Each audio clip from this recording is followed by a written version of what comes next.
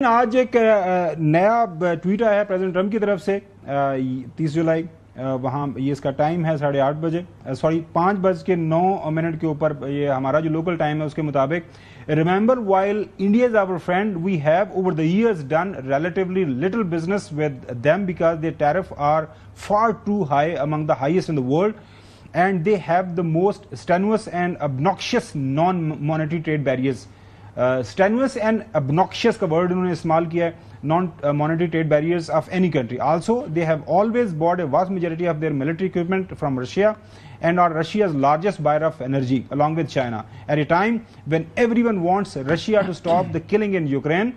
All things not good.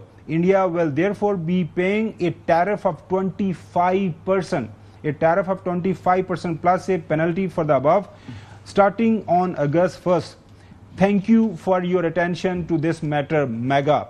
अब वो अपनी मेगा जो उनकी बेस है basically make America great again उसको वो एड्रेस कर रहे हैं। चौधरी गुलाम हुसैन साहब, ये मतलब प्रेसिडेंट ट्रंप मुझे लगता है उनको जब पाकिस्तान में आएंगे तो मेरे ख्याल में उनको जो भी हम बेस्ट पॉसिबल अवार्ड है हमें उनको देना चाहिए। He is genuinely choice of batting for Pakistan. मतलब हमारी सोच से भी ज्यादा इंडिया के साथ जंग हुई, उन्होंने पाकिस्तान के बयानियों को हाईलाइट किया। पाकिस्तान की जंग हुई, उन्होंने कश्मीर वक्त जो इशू है उसको इंटरनेशनलाइज कर दिया। अब इंडिया के ऊपर जब 25% टैरिफ की बात होती है, चौधरी साहब बड़ी मैशियत है, इंडिया की चीखा निकल जानी है। चौधरी साहब नहीं निकले या ना निकले, असल में अमेरिका ने भी पहले आपको याद नहीं है, वो उनको कहते रहे कि आप जो है ना मामला को अगर आपको पहलगाम पर कोई पाकिस्तान के ऊपर इतराज़ात है तो बैठ के बात कर लें, जंग ना करें। फिर जब हिंदुस्तान जो हेल बेंट था पाकिस्तान पर हमला करने पर, उनके नायब सदर ने और बाकियों ने भी उनको हलाशरी दे दी, हाँ जी आप कर लें हमला, लेकिन वो जो है ना अपने टारगेट्स तक रखें, पाकिस्तान आगे से कोई रिएक्शन नहीं शो करेगा, रिजिस्ट नहीं करेगा। What is this nonsense.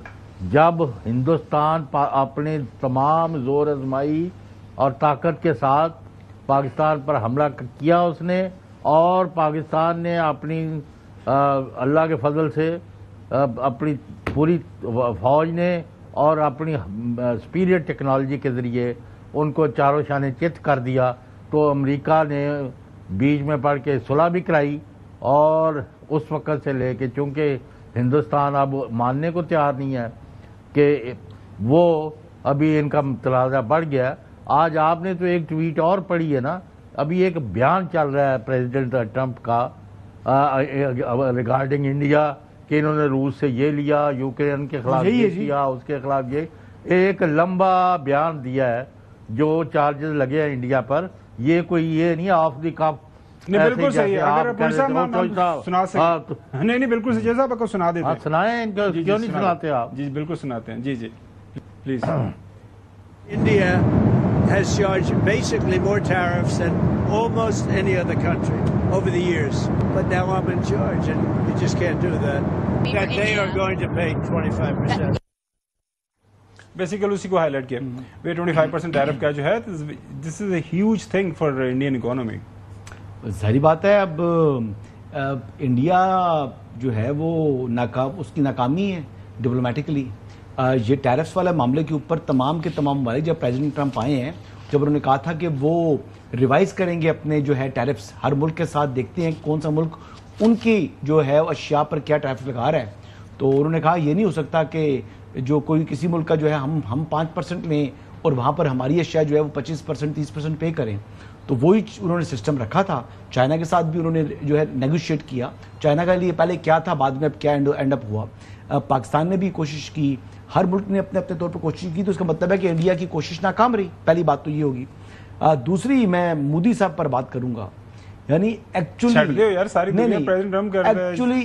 मैंने देखा कि उनकी लोकसभा ने थूका है मोदी के मुंह पर, और मोदी के यानी ऐसा बेगैरत इंसान मैंने जिंदगी में नहीं देखा कि जो अपने मुंह पर पूरी लोकसभा उनके पार्लियामेंट थूक रहा है, फिर भी वो इत्मीनान के साथ खड़ा होकर झूठ बोल रहे हैं। और इस तरह झूठ उसने बोले हैं कि यानी अनबिलीवेबल झूठ, और अपने आप को फिर सेल्फ प्रोजेक्शन, फिर अपने आप को बड़ा करके दिखाना, और फिर जब वो बातें कर रहा था तो साथ जो मुखालिफ अरकान थे वो उसकी तस्वीर भी कर रही थी और किस्म का बुली कर रहे थे उसको, लेकिन इसके बावजूद बड़ा ढीठ आदमी है। बिल्कुल सही। आपने वैसे इतना को ढीठ किसी मुल्क का प्रधानमंत्री देखा? वैसे एक बात है जी, थोड़ा सा क्रेडिट आपको मोदी को, या मोदी को नहीं देना तो उनके स्पीकर को जरूर दे दें। जी जी, उन्होंने म्यूट कुछ नहीं किया, मतलब सारी दुनिया को उनको सुनने दिया कि हमारी पार्लियामेंट किस तरह काम करती है, अपोजिशन किस तरह कड़ाके निकालती है। यानी फॉर अस नहीं, बिल्कुल ठीक है। और पहलगाम के हवाले से झूठ पर उन्होंने बातें की, उन्होंने कहा जी फौज के ऊपर अपने सवाल किए, सिक्योरिटी फेलियर माना ना, वो तो पार्लियामेंटेरियंस कह रहे हैं कि सिक्योरिटी फेलियर है। अच्छा, आज तक मोदी ने अपना सिक्योरिटी फेलियर नहीं माना, फिर वो पूछते हैं कि आपकी सेना किधर थी। देखिए जो वो सवालात हैं कि जहां पर कश्मीर के अंदर कितने रखे हुए हैं उन्होंने, मैं उनके स्पीकर ने वैसे किसे मुअत्तल भी नहीं किया आपने किसे उन्होंने ना अपोजिशन के मेंबर ने।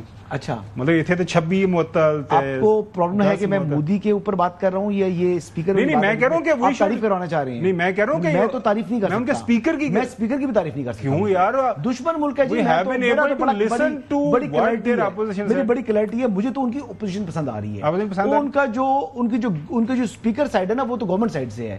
वो भी है तो कहता है जी मोदी जी के बारे में ऐसी बात ना करें, वो प्राइम मिनिस्टर हैं। अच्छा, वो फिर जब भगवान से राब्ते वाली बात कर रहा था राहुल गांधी ने, वो कितनी जबरदस्त बातें की हैं, मतलब जलील करके रख दिया मोदी को।